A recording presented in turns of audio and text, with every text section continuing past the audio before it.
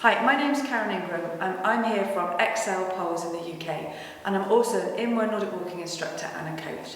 And I'm going to be talking to you today about all the things you need to know about Nordic walking poles in order to take up this great activity. So, what is a Nordic walking pole? Well, they're quite different to a trekking pole. And one of the things you'll notice first of all when you pick one up is that they're really, really light. And we do talk about the swing weight of the poles, and you can feel this best when you've got the pole in your hand and you do actually gently swing the pole just forwards and backwards. And they always feel really nice, light and very balanced. And then one of the things that makes them different from a trekking pole is the whole grip and strap system that you get at the top of the pole. And they actually fit your hand. I'm going to put this one on now. They're really easy to put on. It's literally just like a glove. And what that means is that when I then let go of the pole, I don't lose the pole at all. I'm very close towards it. So that means that when I start to Nordic walk, I can actually push through the strap, and there's a nice broad area here which enables me to do that. And that makes that very much a key feature of a Nordic walking pole.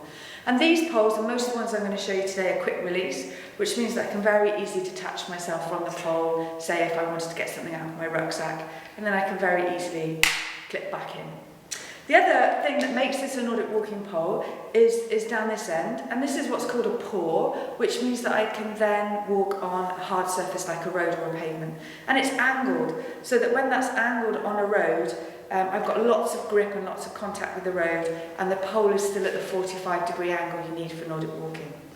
And then when I flip this over, or on some of the other models take it off, there's a sharp tip. And that's actually made from tungsten carbide. It's very strong, and that means I can walk off-road on paths, gravel, grass, whatever off-road surface I want to walk on. So that's the key features of the Nordic walking pole.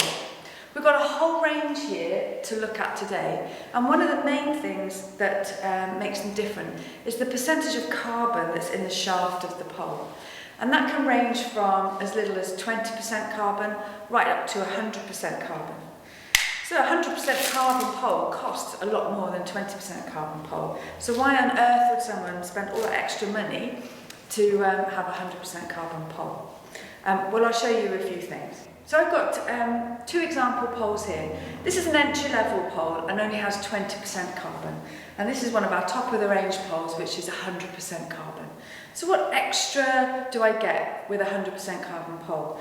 Well, one of the first things you'll notice is this is considerably lighter, and the swing weight of a 100% carbon pole is really lovely and light. So if you're going to be doing long distances, or the swing weight is something that's important to you, the more carbon you can afford, the better the pole, the lighter the pole you're going to have. One of the other main features of carbon is that it's a natural dampener and it absorbs vibration. So what you see, this is a 20% carbon pole, and when I tap it on the ground, you'll see that the shaft actually is vibrating, and I can feel that travelling up my arm. If I do the same with a 100% carbon pole, you'll see that there's very little vibration in the shaft at all, and I can't really feel that vibrating up my arm. That's because the carbon has naturally absorbed a lot of the vibration. So why is that important? Well, if you were walking on a lot of hard surfaces, doing a lot of road Nordic walking, that might be more important to you. Or if you were going to be walking at high intensity, say you were going to be doing half marathons on roads, then you would want a lot more carbon. The other group that might want to consider a higher carbon pole is someone who's got an injury. Say if I had an arthritic shoulder, or maybe I was at risk of lymphedema in the arm, then you really wouldn't want vibration coming up the arm. So if you can afford it, you want to go for a much higher carbon shaft. So the other thing you need to think about is the kind of paw and tip system you want at the end. This pole has an all-terrain tip, which I'm going to be talking about later.